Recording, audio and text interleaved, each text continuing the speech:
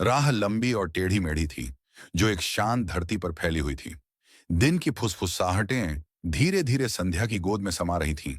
एक थका मांदा यात्री अपने बोझिल पैरों को घसीटता हुआ धूल भरी सड़क पर बढ़ रहा था। उसकी आंखें थकी हुई थीं, पर उनमें दृढ़ता की हल्की सी चमक थी। उसकी पीठ पर जीवन के भारी बोझ बंधे थे। जैसे ही सूरज क्षितिज के नीचे ढलने लगा, आकाश नारंगी और बैंगनी रंगों में नहाने लगा। चारों ओर शांति छा गई। तभी अचानक यात्री की आंखों के सामने एक अद्भुत दृश्य प्रकट हुआ। दूर कहीं से हल्की सी रोशनी झिलमिलाई।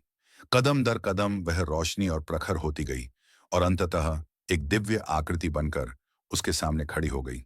वहां यीशु मसीह खड़े थे, जिनसे प्रेम और ऊष्मा झलक रही थी। उनके हाथ फैले हुए थे, मानो किसी थके हुए को अपने पास बुला रहे हों। उनका व्यक्तित्व आशा का दीपक था, शांति का मूर्त स्वरूप। मेरे पास आओ, उनकी कोमल वाणी हवा में गूंज उठी। हे सब परिश्रम करने वालों और बोझ से दबे लोगों, मैं तुम्हें विश्राम दूंगा। ये शब्द एक ठंडी हवा की तरह यात्री के थके मन में उतर गए। उसे एहसास हुआ कि अब वह अकेला नहीं है। ऊपर आकाश सुनहरी रोशनी से जगमगाने लगा।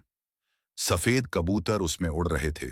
उनकी पंखुड़ियों पर डूबते सूरज की किरणें पड़ रही थीं, मानो वे शांति और पवित्रता का संदेश दे रहे हों।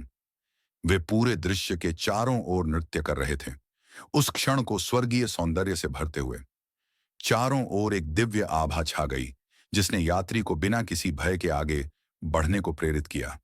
प्रत्येक कदम के साथ उसका बोझ हल्का होता गया। जब वह यीशु के समीप पहुंचा, तो उसे एक गहन शांति ने घेर लिया। उसका मन और आत्मा बोझ से मुक्त होकर हल्के और उज्जवल हो गए। यह एक अद्भुत परिवर्तन था, एक ऐसा पल जिसने उसे दुनिया के बंधनों से आजाद कर दिया। फिर दोनों उस सुनहरी आभा में खड़े थे, और आकाश पर यह वचन चमक रहा था।